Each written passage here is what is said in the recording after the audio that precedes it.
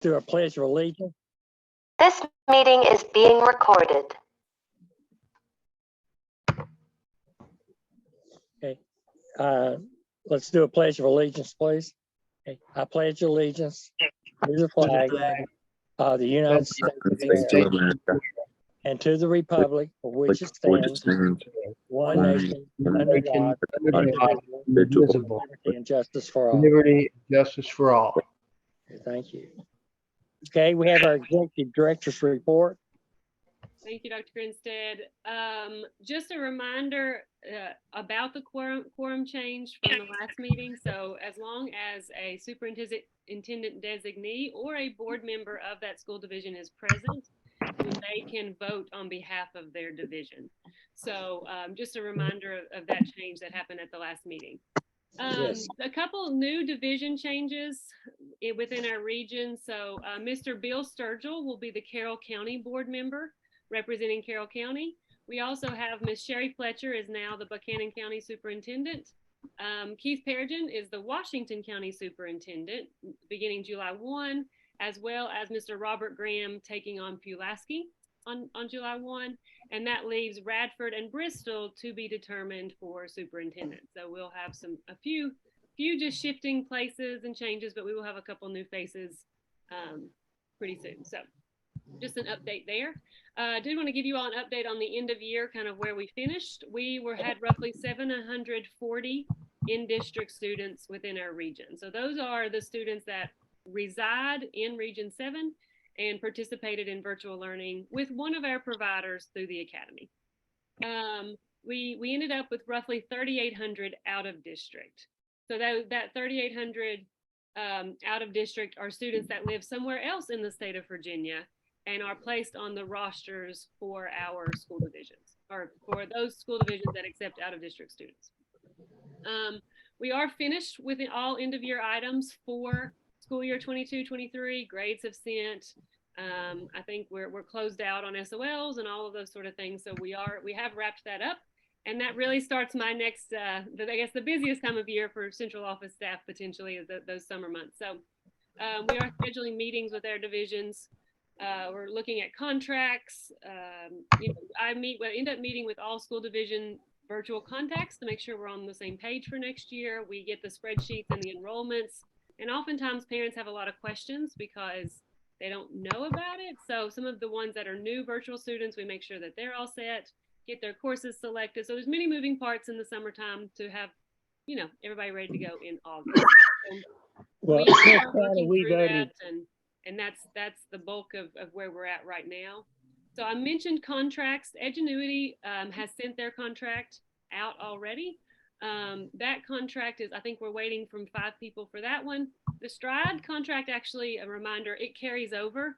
So unless you don't tell them 6 months before the contract renewal, then it automatically renews. And so at our superintendent meetings that we have monthly, I always make sure that, we discuss that around December, because that's about 6 months out from that contract. So we're all good there. And then pending approval tonight, we will be adding Edmentum as an additional provider option for our divisions. And that contract would not come until after that approval tonight. So that will be sent via email as early as next week if we approve that tonight. Provider selection. So I do a survey at the end of the year and just like to tell you all kind of where we're at. All divisions next school year, all 18 of us will be partnering with Stride K-12. So up until this year, it's been kind of like a staggered start, right? We had 7 and then we added 7 more. And then now we will include Wythe and Russell were our last 2. So they will recoup their Stride students. So recoup, reminder, these kids have chosen to learn virtually. And prior to now, they've been considered out of district students. But now that our division has a partnership with them, they will be our in-district kids. So that will be all 18 with Stride K-12.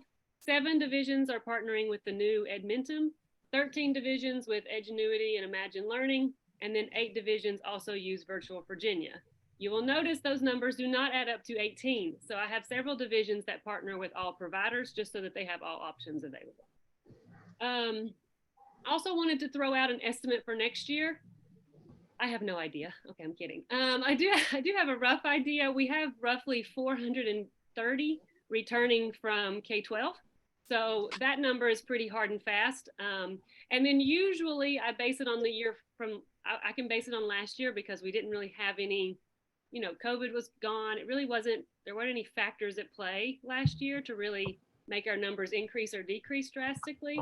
And so I roughly estimate about 200 in other providers. And so that puts us around 650 roughly is my estimate. I could be very far off. Caitlin, Yes, sir. is it 3,800? That's added to that, correct? That's correct. And those are those out of district students. And actually, I do not have a count on that yet. I think those divisions are still trying to determine how many they can and are going to take for next school year. One of our divisions that takes quite a few has some leadership changes, but obviously the contract's in place, but there will be some conversations there for sure. I do want to also throw out that Matt Hurt, our data guru, I love having him on our team. He has analyzed our data for virtual kids, and I have a document. I'm going to share my screen and show it to you. You're not going to be able to read it though, and I don't want to share it out just yet because it's not conclusive, and I definitely don't want it, on public forums if it's not where we think it should be in terms of having it shored up. So before I show it, I just want to give you a kind of a rough idea of how the data is obtained. So in Pearson, your DDOTs and your school site testing coordinators, they have the ability to mark a student as a MOP student. It's basically like a flag that you check on an SOL test. And then we really rely on those DDOTs to mark those group names accordingly. We really like for them to have an ST or an ED for Edgenuity or an ST for Stride. And there's also a separate flag for Virtual Virginia. And then when Matt goes in to pull that data, he can pull MOP kids, but then those naming conventions become very important because then it separates out your MOP kids by provider. So that's why this data is not as sure up as I would like it to be, because we have 18 school divisions and even way more schools than that. And so we rely on a lot of moving parts to do those naming conventions correctly. So you'll notice a category called unknown.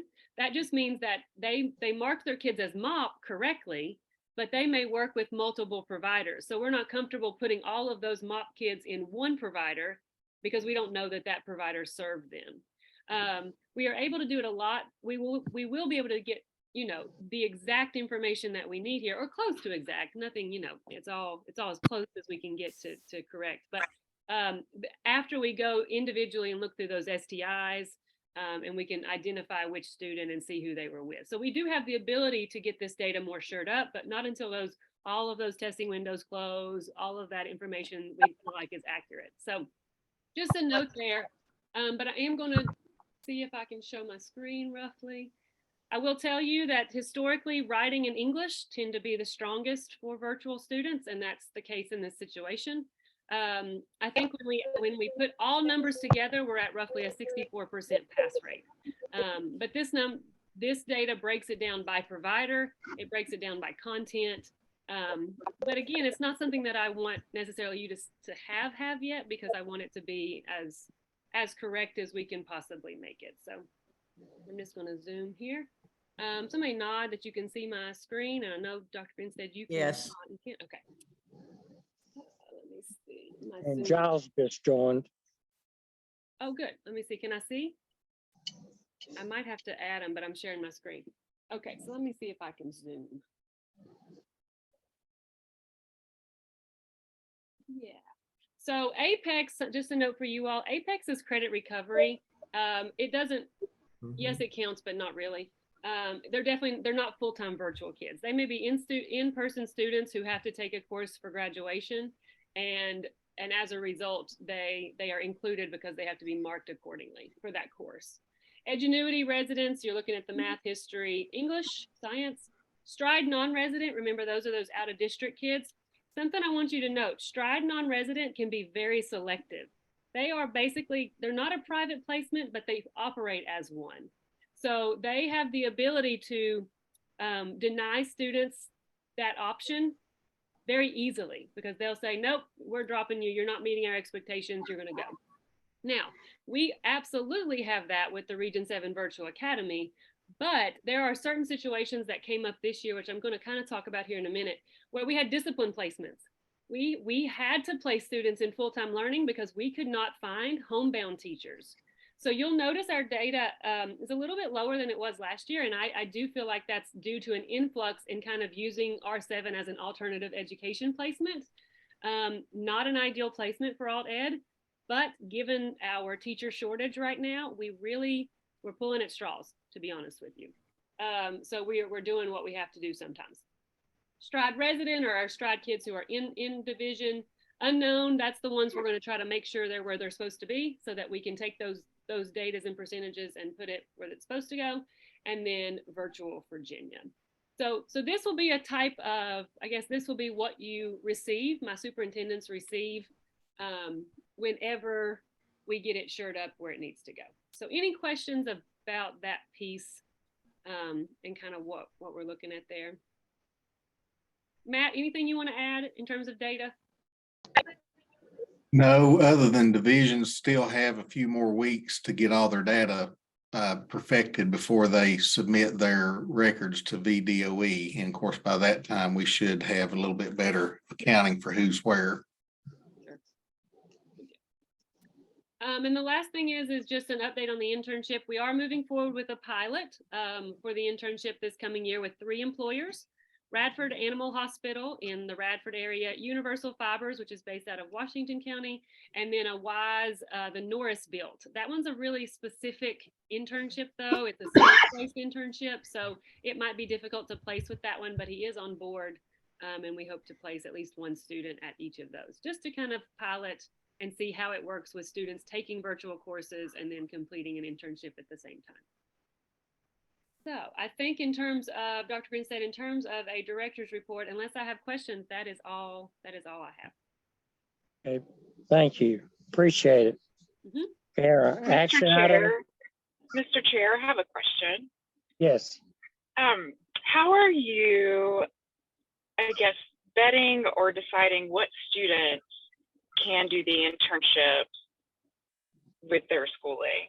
That's a great question. I've actually pondered ideas on this. I've tried to think about it 2 different ways. Do I want to look through a list of 12th graders that are already virtual and within those divisions and maybe ask the group, is anybody interested? Or do I want to send a notice to counselors that it's available? Do you have anyone right now that may be like looking to drop out and they need to make money and this is a great way to keep them enrolled? I haven't decided which way I want to go about it yet. Because I think obviously option 1 is the easiest. They're already virtual, they're 12th graders, we're giving them an opportunity. But probably the most beneficial is that option 2, where a guidance counselor comes to me with a senior who's going to work hard, wants to get a job, wants to quit and drop out, and this might be the only way we can get that student graduated. So I don't know yet, is I guess my final answer there. But I'm open to either option or both, depending on the placement. Okay, great, thank you. Yeah. Now, you'll be working out of Pulaski now? No, I think Radford City will continue to be my fiscal agent, is my Okay. understanding. Okay. Yeah. Any other questions?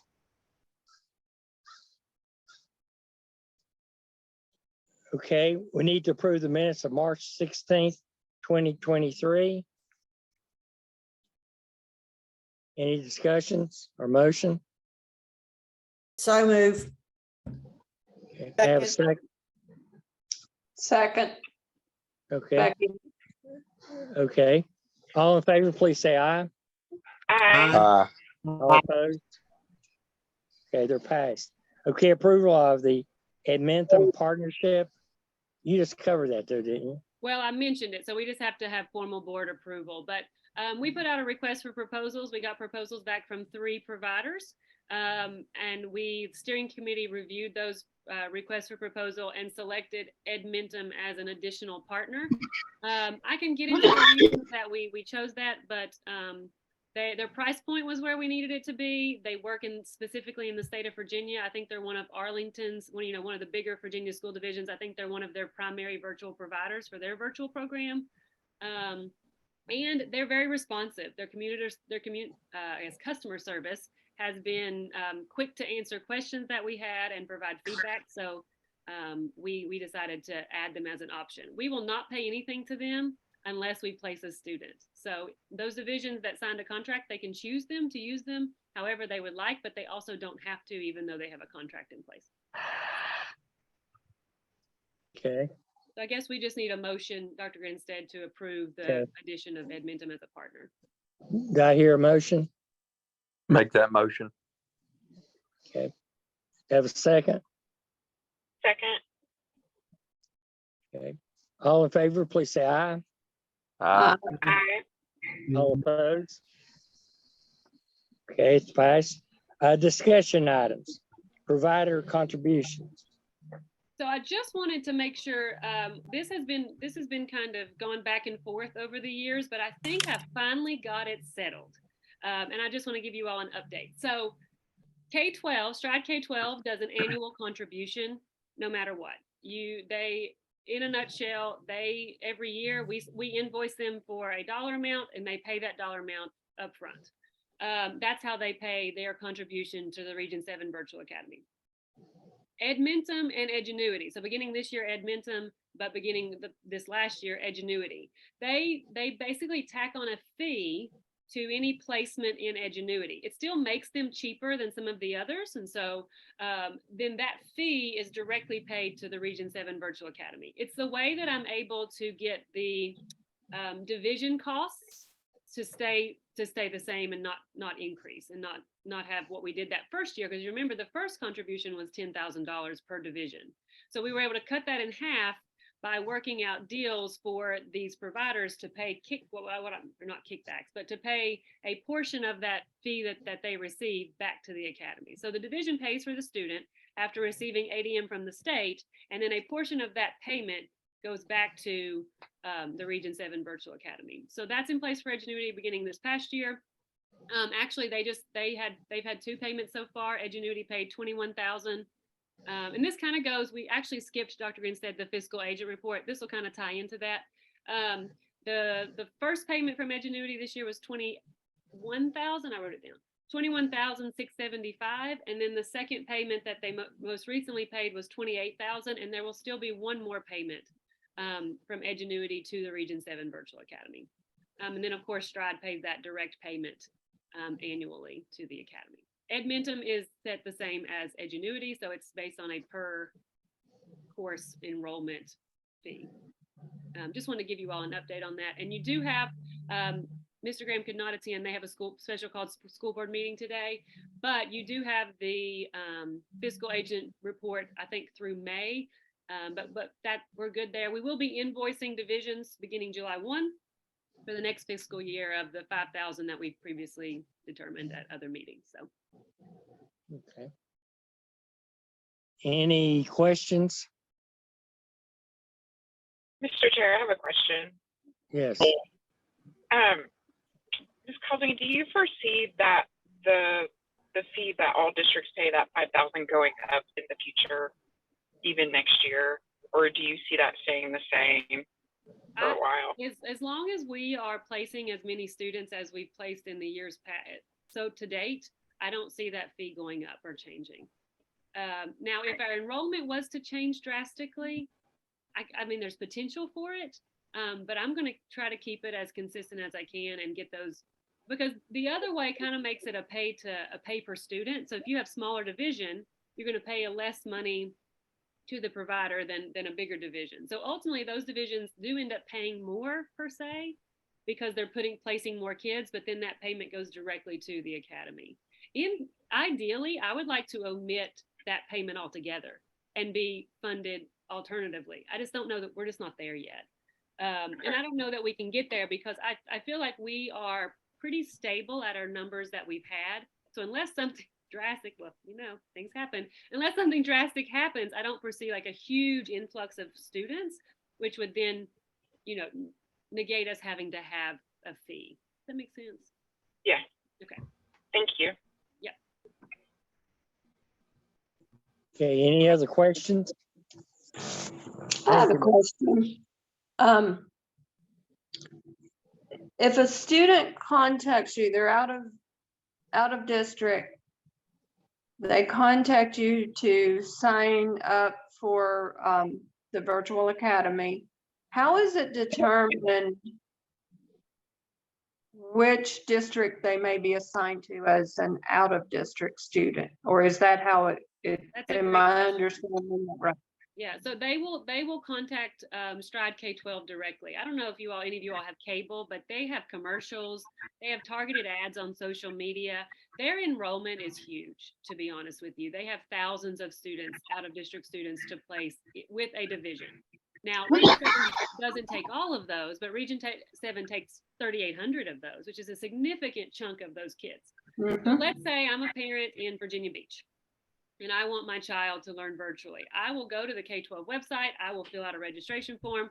That registration then goes to K-12. K-12 has to have in their back pocket partnerships, contracts with divisions that will take out of district kids. So let's say you have a division that says, well, I'll take out of district kids, but I'm only taking 6th and 7th graders. That's what they have chosen to take. Or I'm only taking, elementary. I don't want to take any middle school or high schoolers. And so the Stride admin team, I think that's probably the hardest part of their job, is trying to determine how many students they can take given the contracts they have with divisions, and then also where to place those students after that. I feel like that's probably on, in their job description, that's probably a difficult task. So Stride is making that decision, Correct. For any out is of what I'm hearing. Yes.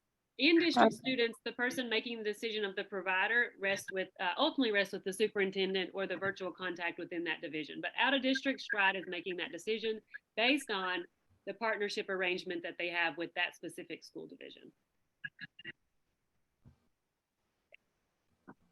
Any other questions, comments? Okay, let's go to our future business.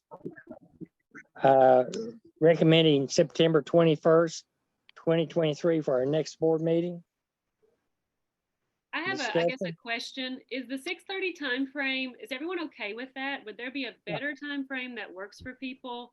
I see a thumb up there at the bottom that 6:30 is fine. I don't want it to have it at a time that's inconvenient, right? I know, but I also know that people work until 5. And so then you're kind of in the afternoon anyway, but just throwing it out there. If somebody has like strong opinions on it, we can change it or talk about changing it. But otherwise 6:30 seems to be okay, I think. Yeah, That's good. Okay. yeah, I like 6:30 also. And Thursday, staying with Thursday as our day, I think that's usually a good thing. Okay.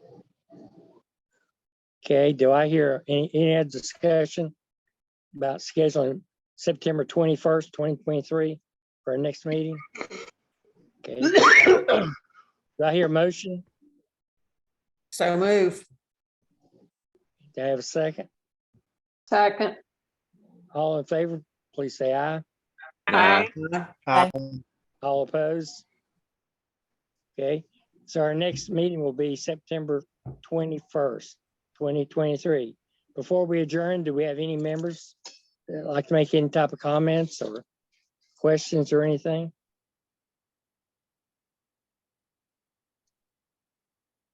Okay, then I hear a motion to adjourn. Make that motion. Nobody wants to go. Okay, have a second. Second. Okay, all in favor? Aye. Aye. All opposed? Okay, we're adjourned. Thank you all. I appreciate your time on a summer Thursday. I really do. See ya. Thank you. Bye. I guess you're watching your daughter See you, play everybody. sports, correct? Say Oh, again? she's done gone. Oh. That's okay. Okay, thank you. Thank you, Dr. Appreciate you. Grinstead. We'll see you. I appreciate it. Bye-bye. Everybody. Tammy, do See you you, need Paul. anything from me or you Bye-bye. good? No, have a great, all's good. Thanks. Bye. All right, and have see a ya. great 4th